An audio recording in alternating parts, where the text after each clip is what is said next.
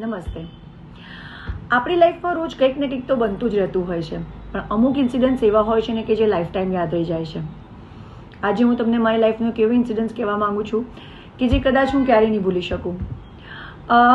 કદાચ last year એક ભાઈ સુરેન્દ્રનગરથી મને ઓફિસ મળવા આવ્યા હતા. હું એમને ઓળખતી નહોતી.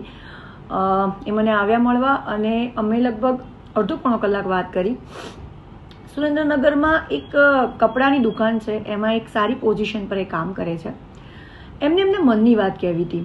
ઘણીવાર એવું લાગે ને કે આપણે આપણા મનની વાત આપણા રિલેટિવ્સને, આપણા ફ્રેન્ડ્સને નથી કહી શકતા, કેમ કે ત્યાં ડર છે કે કદાચ આપણા વિચારોથી આપણે જજમેન્ટલ તો નહીં બની જઈએ ને. તો એમણે એમના મનની બધી જ વાત મને કહી. લગભગ અડધો કલાક સુધી એમને સાંભળતી રહી અને એમણે એમનું આખું મન મારી સામે ઠાલવી દીધું. પછી ચા પીધી અને પછી અમે છૂટા પડ્યા. એ મને દીદી કહે છે અને પછી એવું કહેવાય કે મારી પોસ્ટ રેગ્યુલર એ સોશિયલ મીડિયા પર જુએ અને મને લાઈક કરે. હમણાં 2 દિવસ પહેલાં એવું કહેવાય કે એમનો મને રાત્રે વિડીયો કોલ આવ્યો.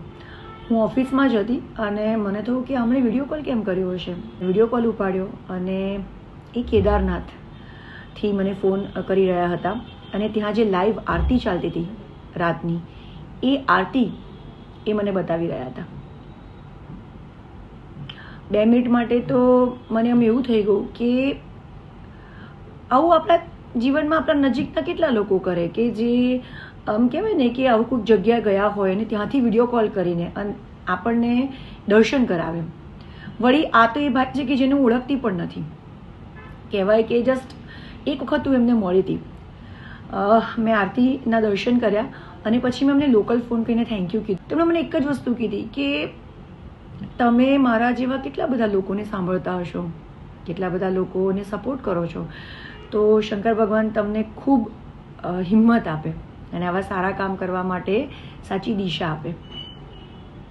ખરેખર એ મુમેન્ટ મને આમ એવું લાગ્યું ને કે આપણે કહેવાય ને કે એવા લોકોને જોઈને દુઃખી થતા હોઈએ છીએ કે જે લોકો પાસેથી આપણે કંઈક એક્સપેક્ટ કરીએ છીએ ને આપણને મળતું નથી, પણ એની સામે એવા પણ લોકો છે કે જેની પાસેથી આપણને કોઈ જ એક્સપેક્ટેશન નથી અને સડનલી આપણને એટલી સરસ ખુશી આપી દે છે. તો સમાજમાં બધા ટાઈપના લોકો છે, પણ જનરલી આપણે ફોકસ એ જગ્યાએ કરીએ છીએ જ્યાં આપણને મળતું નથી. આ ઇન્સિડન્સથી મને એટલી ખબર પડી, મને એટલો કોન્ફિડન્સ અને મને આમ કહેવાય ને કે એટલી ખુશી મળી કે ફોકસ એવા લોકોને કરીએ. સમાજમાં બધા ટાઈપના લોકો છે કે જે લોકો ખરેખર આપણને આપણા કામને રિસ્પેક્ટ આપે છે, એપ્રિશિએટ કરે છે.